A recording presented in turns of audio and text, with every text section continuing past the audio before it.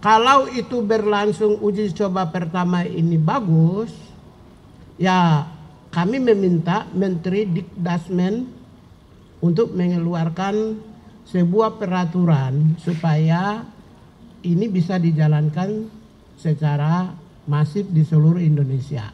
Kalau bagus, ya, karena apa? Kalau itu tidak dilakukan yang disebut corporal punishment. Corporal punishment itu adalah sebuah hukuman fisik yang selama ini sudah ribuan tahun berlangsung, di mana ada pendidiknya memberi hukuman kepada yang dididik dengan cara yang agak sedikit bertentangan dengan prinsip. Misalnya cubit telinganya, dipukulnya, dipukul tangannya supaya dia disiplinnya. Sepanjang tidak melakukan corporal punishment yang dulu, zaman dulu di sekolah kami yang sudah senior-senior ini, kalau guru mau didik kami kan cubit telinga, dia pukul, ya, atau pukul kakinya supaya kami disiplin atau supaya kami robah. Itu namanya corporal punishment. Boleh lihat di Google supaya lebih jelas. Kalau itu menurut saya, keyakinan saya, di Jawa Barat itu bukan corporal punishment, tapi mereka mau dididik mental, karakter, dan disiplin dan tanggung jawab. Kalau pendidikan yang berorientasi pada pembentukan disiplin, pembentukan mental, pembentukan karakter, dan pembentukan tanggung jawab, maka tidak melanggar HAM dan kami mendukung pemerintah Jawa Barat itu. Nah, itu sikap kami. Yang pertama itu. Yang kedua, kalau itu berlangsung uji coba pertama ini bagus, ya kami meminta Menteri Dikdasmen untuk mengeluarkan sebuah peraturan supaya ini bisa dijalankan secara masif di seluruh Indonesia. Kalau bagus, tetapi kita semua tentu mendorong supaya mereka yang akan dididik, sistem pendidikannya terkontrol supaya tidak menabrak nilai-nilai HAM, tidak bertentangan dengan HAM, kemudian di dalam rangka meningkatkan kualitas, kompetensi, karakter, mental, disiplin, dan tanggung jawab. Nah, karena ini bagus, idenya bagus, supaya apa? Untuk ke depan, kita kan 10 tahun ke depan itu, 2025 sampai 2035, itu kita harus go internasional. Ya, targetnya negara ya. Tahun ini untuk dalam rangka 10 tahun ini, kita mempersiapkan transformasi, termasuk juga menyiapkan SDM. Andaikan 2035 itu SDM Indonesia itu mindsetnya mindset HAM, mindset demokrasi, mindset tentang keadilan sosial, perdamaian, kepedulian, itu terbentuk, masyarakat komunitas yang terbentuk, maka nanti 2035 dengan nilai produktivitas yang tinggi, disiplin yang tinggi, tanggung jawab yang tinggi, ya, kapasitas yang baik, yang kompeten, maka kita punya target 2035 go internasional, itu kita bisa berani gitu. Sementara setelah itu 2045 Indonesia emas, kita kan leading dunia. Leading dunia. Kalau tidak memulai dari sekarang, nanti akan mengalami kesulitan. Oleh karena itulah Presiden sendiri telah mencanangkan program-program populis, yaitu makan bergizi gratis, tapi supaya kualitas sumber daya manusia kita itu lebih baik, pendidikan yang berkualitas, ya, bahkan orang-orang miskin pun disediakan sekolah khusus, kesehatan yang memadai, sehingga apa? Dengan kualitas rakyat manusia Indonesia yang baik, itu kita bisa go internasional 2035 dan 2045 kita leading di tingkat dunia. Ya, karena itulah menyiapkan generasi-generasi yang tanggung jawab, yang disiplinnya tinggi, yang berkarakter, maka akan lebih mudah bagi kita. Ini sebenarnya untuk kepentingan bangsa dan negara di masa yang akan datang.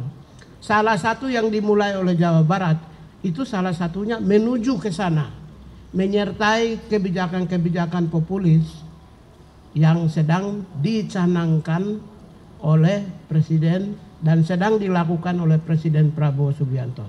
Saya kira itu ya. Karena itu dari sisi hak asasi manusia, saya belum melihat sebuah pendidikan yang mendorong terciptanya masyarakat yang disiplin tinggi, yang terciptanya masyarakat yang bermartabat, bermentalnya baik, objektif, tanggung jawab, itu melanggar HAM. Saya tidak menemukan, nggak ada. Itu justru sesuai dengan nilai-nilai HAM. Ya, di negara-negara Barat, di negara-negara Asia, misalnya di Korea, mereka sudah dididik itu, mental dan tanggung jawabnya. Karena itulah kita memulai dan kita harus apresiasi kepada Gubernur Jawa Barat yang memulai. Itu kan inisiatif. Kenapa kalau baik kenapa tidak diterapkan di seluruh Indonesia? Saya kira itu.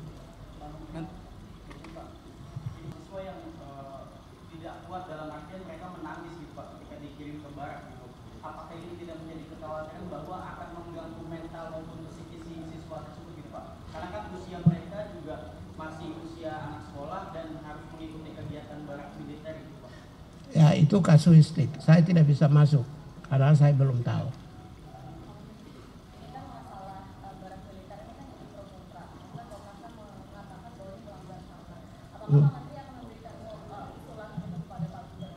Gini, Komnas, oke.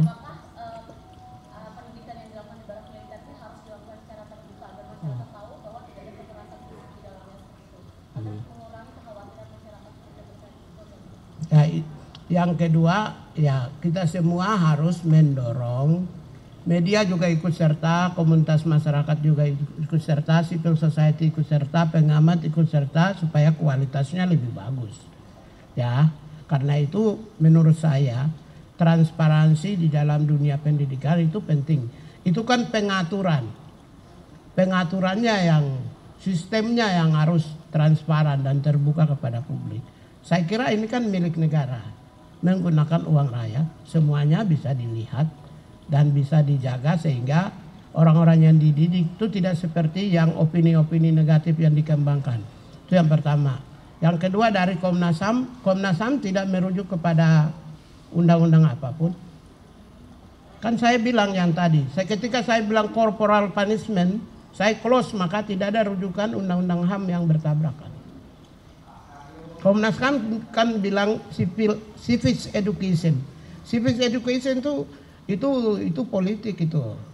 Pancasila, undang-undang, NKRI, Merah Putih ya. Tentang itu namanya pendidikan kewarganegaraan. Ini bukan pendidikan kewarganegaraan. Ini pendidikan yang berorientasi pada produktivitas dan kompetensi, knowledge, skills, dan attitude. Jadi dalam rangka peningkatan seseorang dari sisi knowledge-nya, yang kedua skills-nya, yang ketiga attitude-nya. Nggak ada pendidikan kewarganegaraan. Karena itu Komnas HAM rujuk menggunakan instrumen hukum, instrumen HAM. Ketika saya mengatakan corporal punishment, maka terkunci. Jadi tidak ada instrumen HAM yang ditabrak di sini. Ya.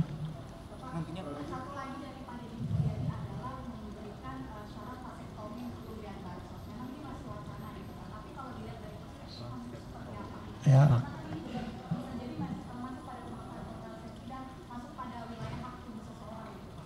Kalau namanya juga wacana, untuk apa saya jawab? Tapi itu jadi catatan untuk kami tanya.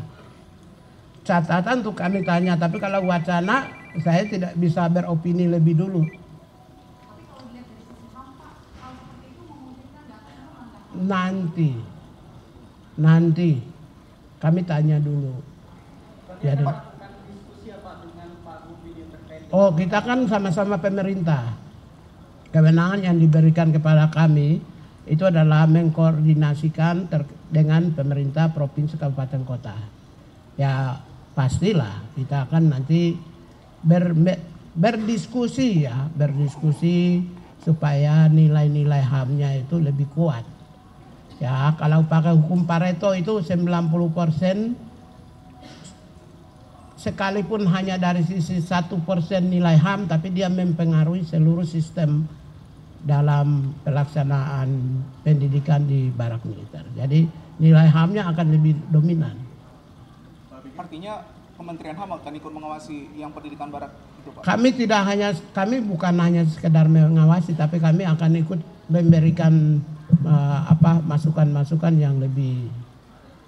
Kami akan berikan masukan. Bahkan saya sudah diskusi dengan para eselon 1. Nanti justru kita akan berikan masukan 1, 2, tapi bukan sekarang ini ya. Karena sekarang ini nggak bisa langsung masuk.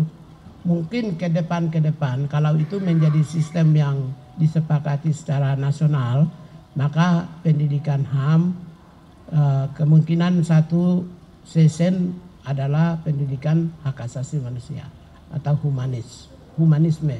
Ya kita lihat, kami semua yang punya anak ini ketika masuk SD atau SMP itu kenakalannya minta ampun. Ya karena itu dari awal itu kita terapkan tuh bagaimana menghormati antar sesama siswa. Itu pasti nilai-nilai humanismenya yang kami di sini juga sudah mulai memproduksi beberapa media, terutama di film-film kecil ya, Amira, Si Kecil Amarah. Nanti nonton aja Si Kecil Amarah. Si Kecil Amarah itu cerita untuk anak-anak kecil yang TK, SD, mereka bagaimana menghormati hak dan kewajiban setiap individu. Kita sudah memulai juga dari kecil. Itu seirama juga. Ya. Pak, ini 2 pertanyaan Pak. Satu, tadi Bapak bilang kalau ini kan sedang pilot project nih, balik lagi ke barak ya, pengiriman anak ke barak itu. Pilot project, dan kalau bagus akan dilanjutkan dan diluaskan penerapannya, cuma kalau enggak di stop. Nah, itu bagaimana cara Kementerian HAM atau pemerintah mengaudit pelaksanaannya saat pertama kali pelaksanaan ini? Terus kedua, sebenarnya saat Gubernur Jawa Barat Pak Deddy Mulyadi itu mengungkapkan rencana dia untuk ngirim anak ke barak, Pak Prabowo udah tahu belum sih Pak? Seluruh pemimpin maupun rakyat pasti tahu lah kalau media muat. Jadi nggak mungkin nggak ada yang tahu. Pemimpin mana sih sekarang seperti dunia yang terbuka gini nggak ada yang tahu. Saya pikir semua tahu. Saya yakin pemimpin kita juga tahu, rakyat sendiri juga tahu semua. Ya. Yang satu lagi soal audit Pak. Kalau audit itu merupakan kewenangan kementerian. Tapi audit kan harus kerja dulu baru kita audit. Tapi sebelum kerja nggak bisa. Paling-paling juga tahun depan. Tapi berarti saat pilot project ini kementerian nggak. Tapi karena kami pemerintah, kami masuk, ikut masuk, mendorong, mendukung. Ada tim khususnya Pak? Audit itu bukan untuk punishment ya. Audit itu lebih kepada peningkatan kualitas. Jadi perbaikan. Jadi kalau yang kurang kita perbaiki, kalau yang bagus dipertahankan, yang belum ada diadain. Berarti ada, sorry Pak, klarifikasi satu lagi, ada timnya yang dari kementerian, dari pemerintah? Bukan, itu audit itu salah satu kewenangan yang diberikan oleh pemerintah kepada Kementerian HAM. Jadi saya punya tugas, salah satunya audit. Audit itu tugas, kami punya kewenangan di sini. Hanya kalau kata-kata audit itu kan agak gimana ya, jadi itu tidak mungkin kita audit sekarang karena kementerian aja baru jadi, paling 2026 ke atas. Saya masuk ke perusahaan yang diberi kewenangan langsung audit terhadap perusahaan aja, saya masih 2026 ke atas. Tidak bisa langsung begitu aja ucuk-ucuk. Kita lakukan audit belum apa-apa gitu kan. Berarti ke Kodim itu belum ya Pak? Masih, bukan tim, itu tugas pejabat di sini. Jadi itu masih lama 2026 ke atas.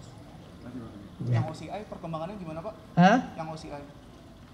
OCI Oci ya?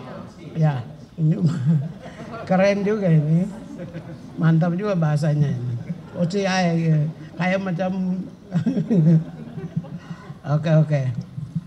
Itu sudah kemarin dari tim Dirjen sudah turun ke Taman Safari dan sedang dirumuskan oleh Dirjen dan kemungkinan konferensi pers ya. Nah, ada timnya yang dipimpin oleh ada Pak Wamen, Pak Dirjen juga sedang akan nanti audit rilis ke media dalam waktu dekat.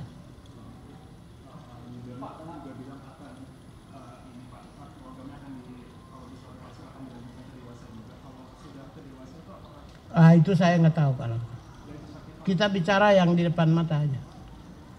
Kalau yang nanti itu kita tidak bisa mendahului. Begitu ya. Tadi kayak Oci juga hadir di sini gitu Pak. Itu update-nya kedatangan Oci itu ke sini ada kegiatan audiensi seperti apa Pak? Jadi pertama kapan? Oh Dirjen ya. Belum lapor. Masih ini sedang kerja. Nah, kan Dirjen tidak setiap saat di ruangan saya. Dia juga di ruangan sendiri dan tanggung jawab besar juga sendiri. Jadi sedang jalan. Nah, belum nanti tunggu aja paling wartawan teman-teman sekalian diundang. Begitu ya, terima kasih. Assalamualaikum warahmatullahi wabarakatuh.